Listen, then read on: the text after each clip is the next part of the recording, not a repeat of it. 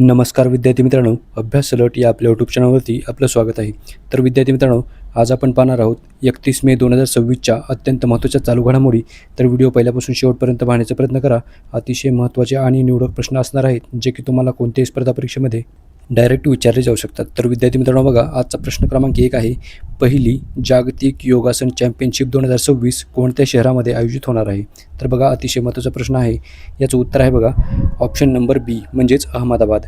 तर अहमदाबाद या शहरामध्ये पहिली जागतिक योगासन चॅम्पियनशिप 2026 ही आयोजित होणार आहे. तर पहिलीच असल्यामुळे प्रश्न अतिशय महत्त्वाचा आहे. तर लक्षात ठेवा. चला बघूयात आपण.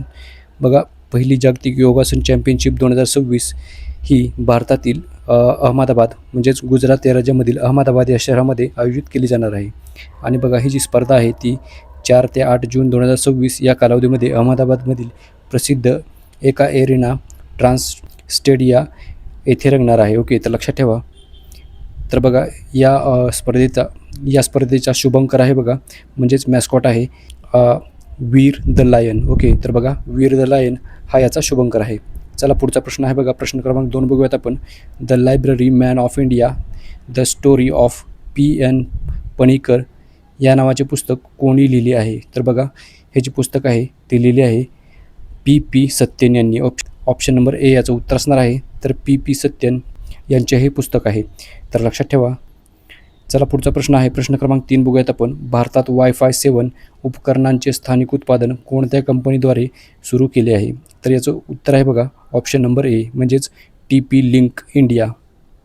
या कंपनीद्वारे भारतामध्ये Wi-Fi 7 उपकरणांचे स्थानिक उत्पादन सुरू करण्यात आलेले आहे. ओके, लक्षात ठेवा. चला पुढचा प्रश्न क्रमांक 4 आहे बघा. भारताचा तिसरा सर्वात मोठा कच्च्या तेलाचा निर्यातदार देश कोणता बनला आहे? तर बघा, व्हेनेझुएला हा देश भारताचा तिसऱ्या क्रमांकाचा सर्वात मोठा कच्च्या तेलाचा निर्यातदार देश बनलेला आहे. ओके, तर लक्षात ठेवा. तर बघा, सध्या भारताला कच्चे तेल पुरवठ्यामध्ये देशामध्ये रशिया पहिल्या क्रमांकावर आहे. तर संयुक्त अरब अमिराती म्हणजेच UAE हा जो देश आहे तो दुसऱ्या स्थानावर आहे. आणि सध्या आता व्हेनेझुएला हा देश तिसऱ्या क्रमांकावर आला आहे. तर लक्षात ठेवा. प्रश्न क्रमांक 5 बघूयात आपण. बघा, प्रश्न क्रमांक 5 आहे. इंडियाज फर्स्ट ऑलिम्पिक गोल्ड या पुस्तकाचे लेखक कोण आहेत?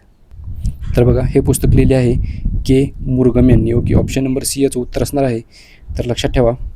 चला पुढचा प्रश्न क्रमांक 6 आहे बघा. भारतातील माता आणि बाल आरोग्य सेवा अधिक बळकट करण्यासाठी कोणता प्लॅटफॉर्म सुरू करण्यात आला आहे? तर बघा, त्या प्लॅटफॉर्मचं नाव आहे जननी. ऑप्शन नंबर ए याचं उत्तर असणार आहे. तर लक्षात ठेवा. चला बघूयात आपण. तर बघा, भारतातील माता आणि बाल आरोग्य सेवा अधिक बळकट करण्यासाठी केंद्रीय आरोग्य आणि कुटुंब कल्याण मंत्रालयाने जननी हे जे पोर्टल आहे हे सुरू केलेले आहे. ओके, तर लक्षात ठेवा. तर चला पुढचा प्रश्न बघूयात आपण. प्रश्न क्रमांक 7 आहे बघा. केंद्रीय अन्वेषण ब्युरो म्हणजेच CBIच्या संचालकपदी कोणाला 1 वर्षाची वाढ देण्यात आली आहे? ओके, म्हणजेच त्यांची पुनर्नियुक्ती झाली आहे. बघा, त्यांचं नाव आहे प्रवीण सूद. ऑप्शन नंबर डी याचं उत्तर असणार आहे. तर प्रवीण सूद यांची नियुक्ती करण्यात आलेली आहे. ओके, लक्षात ठेवा. महत्त्वाचा प्रश्न आहे बघा. चला पुढचा प्रश्न बघूयात आपण. प्रश्न क्रमांक 8 आहे बघा. भारताचे पहिले खाजगीरित्या उत्पादित लष्करी विमान ज्याचं नाव आहे एअरबस C-295 हे कोणत्या ठिकाणी तयार केले जात आहे? तर बघा, गुजरात या राज्यामध्ये हे तयार केले जात आहे. तर लक्षात ठेवा. गुजरात राज्याची राजधानी आहे बघा गांधीनगर. चला बघूयात आपण. बघा, भारतातील पहिले खाजगीरित्या उत्पादित लष्करी वाहतूक विमान ज्याचं नाव आहे एअरबस C-295 हे गुजरात राज्यामधील वडोदरा येथे तयार केले जात आहे. ओके, तर चला पुढचा प्रश्न आहे बघा. प्रश्न क्रमांक 9 बघूयात आपण. भारतात प्रथमच कॅप्टेगॉन नावाचे ड्रग कोणत्या ऑपरेशन अंतर्गत जप्त करण्यात आले आहे? तर बघा, त्या ऑपरेशनचं नाव आहे ऑपरेशन रेजपिल. ओके, तर बघा, ऑपरेशन रेजपिल या अंतर्गत हे भारतात प्रथमच कॅप्टेगॉन नावाचे ड्रग जप्त करण्यात आलेले आहे. ओके, तर लक्षात ठेवा.